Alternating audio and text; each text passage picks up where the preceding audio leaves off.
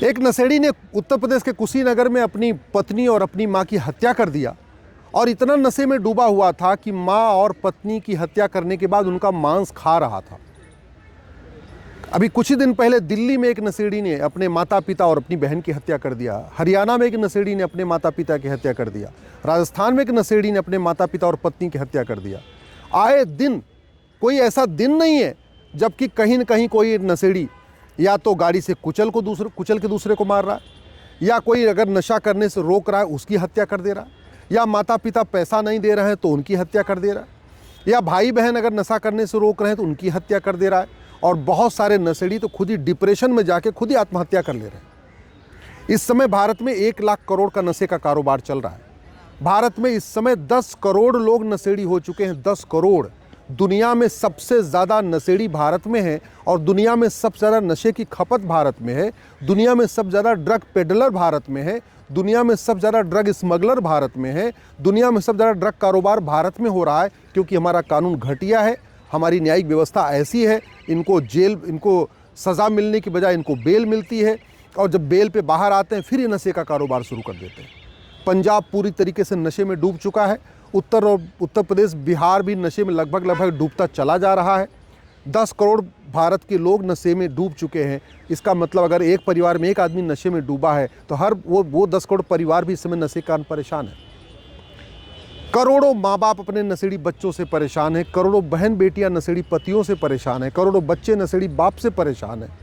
ज़मीन बिक रही है, रेप की घटनाएं हो रही हैं। ये नशेड़ी छोटी छोटी बच्चियों का बलात्कार कर रहे हैं। इसके बावजूद हमने सिंगापुर जैसा भारत में कानून लागू नहीं किया। जिस दिन अगर हम भारत में कानून कठोर बना दें, इन ड्रग स्मगलर की और इनके मददगारों का narco polygraph brain mapping test करना शुरू कर दें, इनकी 100% प्रॉपर्टी जब्त करना शुरू कर दें, इनको साल भर के अंदर इनको आजीवन कारावास और फांसी देना शुरू कर दें, 90% नशे का कारोबार साल भर में रुक जाएगा। क्योंकि हमारे देश में कानून इतना घटिया है कि 9-9 कुंटल गांजा पकड़ा जाता है, 1 कुंटल स्मैक पकड़ी जाती है, चरस पकड़ी जाती है, उसके बाद साल 2 साल के लिए जेल में और दोबारा फिर बेल, और बेल आने के बाद फिर वही उनका धंधा शुरू हो जा रहा है। उनको समझ में आ गया कि ज़्यादा दिन कुछ होगा नहीं। और जो व्यक्ति अगर नशे से 1000 करोड़ कमा रहा है, 500 करोड़ कमा रहा है, अगर 2-4 साल की जेल भी हो जाएगी तो फ़र्क क्या पड़ता है।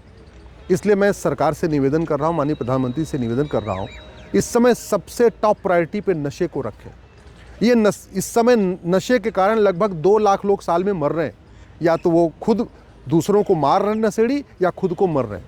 रोड एक्सीडेंट का बहुत बड़ा कारण है ड्रग, ये जो नशे के बाद लोग गाड़ी चला रहे हैं। नशेड़ी खुद तो मरते ही मरते हैं, दूसरों को भी गाड़ी से कुचल के मार रहे हैं। छोटी छोटी साल भर की 2 साल की 3 साल की बच्चियों के साथ बलात्कार जो होता है, उसमें सारे के सारे नशेड़ी होते हैं।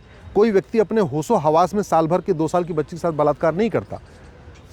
ये जब नशेड़ी नशे में डूब जाते हैं, उसके बाद छोटी बच्चियों के साथ बलात्कार कर रहे हैं। परिवारों पे कर्ज बढ़ता जा रहा है, परिवार में अशांति बढ़ती जा रही है, परिवारों में सुख चैन नहीं है, परिवार में रोज़ झगड़ा हो रहा है।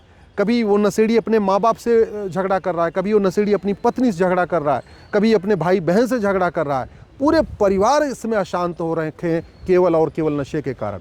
सिंगापुर में एक व्यक्ति के पास 900 ग्राम गांजा पाया गया था, उठा के फांसी दे दिया। दोबारा सिंगापुर में किसी की हिम्मत नहीं पड़ी वहाँ पर नशा ले जाने की। ऐसा कानून हम भारत में क्यों नहीं बना रहे? क्यों पूरा का पूरा ड्रग कारोबार कैश में होता है, हम इस कैश को रोकने के लिए कुछ पॉलिसी ले आ रहे हैं? क्यों हम पूरा का पूरा जो ड्रग कारोबार ये हवाला के ज़रिए हो रहा है, तो हम हवाला खिलाफ कठोर कानून क्यों नहीं बना रहे? सारा का सारा ड्रग कारोबार ब्लैक मनी से होता है। इस ब्लैक मनी वाला जो कानून घटिया है, इसको हम क्यों नहीं बदल रहे? इतने परिवार तबाह हो चुके हैं। 1 लाख करोड़ का नशे का कारोबार है।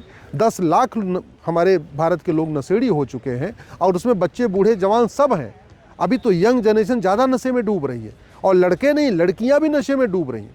अभी बुलंदशहर में एक इकलौती लड़की थी, नोएडा में आई थी MBA करने के लिए, और वो नशे की चपेट में आ गई, और ड्रग पेडलर ने उसको ऐसा फंसाया कि वो दूसरों को सप्लाई भी करने लग गई। इकलौती बेटी थी, माता पिता ने भेजा था कि MBA करके आएगी, इसकी हम शादी विवाह करेंगे, इसका हम घर बसाएंगे, और अब वो जेल में चली गई है। जो माता पिता दामाद ढूंढ रहे थे, अब वो माता पिता वकील ढूंढ रहे हैं कि उसको कैसे भी करके बेल मिल जाए, जमानत मिल जाए। ये स्थिति हो चुकी है। पूरे परिवार तहस नहस हो रहा है, समाज तहस नहस हो रहा है, अशांति फैलती जा रही है, आत्महत्या की घटनाएं बढ़ रही हैं, माता पिता नशेड़ी बच्चों से परेशान होकर आत्महत्या कर रहे हैं, बहन बेटियां नशेड़ी पतियों से परेशान होकर आत्महत्या कर रही हैं, बच्चे नशेड़ी बाप से परेशान होकर घर छोड़ के भाग रहे हैं। इतना सब कुछ हो रहा है, लेकिन न तो लोकसभा में नशे के ऊपर चर्चा हो रही है, न राज्यसभा में नशे के ऊपर चर्चा हो रही है, न सुप्रीम कोर्ट में नशे के ऊपर चर्चा हो रही है, न हाई कोर्ट में नशे के ऊपर चर्चा हो रही है, न विधानसभा में नशे के ऊपर चर्चा हो रही है। क्यों हम अपने कानून, घटिया कानून के क्यों नहीं बदल रहे? क्यों हम इस ड्रग स्मगलिंग को अनलॉफुल एक्टिविटी डिक्लेयर कर देते हैं?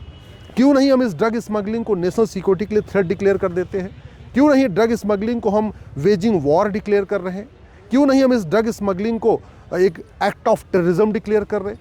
आखिर आतंकवादी कितने लोगों को मारते हैं? आतंकवादी साल में 2000 लोगों को भी नहीं मारते, और ये नशा 2 लाख लोगों को मार रहा है। 2000 आतंकवाद से मात्र मैक्सिमम 2000 लोग मरते हैं, और ड्रग के कारण 2 लाख से ज़्यादा लोग मर रहे हैं। और ये भी नहीं हो रहा, जो बीमार होकर मर रहे हैं वो अलग डाटा है। ये नशेड़ी पहले डिप्रेशन में जा रहे हैं, फिर कभी इनका लंग खराब हो रहा है, कभी इनका लीवर खराब हो रहा है, कभी किडनी खराब हो रहा है। माँ बाप जो कुछ पैसा इकट्ठा करके रखते हैं, फिर इन नशेड़ियों का इलाज कराने पे खर्च कर रहे हैं। तो धन भी जा रहा है, धर्म भी जा रहा है, संस्कृति भी जा रही है, और अब तो इस नशे के ज़रिए कन्वर्जन भी हो रहा है। पंजाब में कन्वर्जन का सबसे बढ़िया तरीका उन्होंने अपनाया। पहले लोगों को नशेड़ी बनाया, और नशेड़ी बना बना के कन्वर्ट कर रहे हैं। क्योंकि आदमी जब नशेड़ी हो गया तो काहे का सनातन, काहे का हिंदुत्व?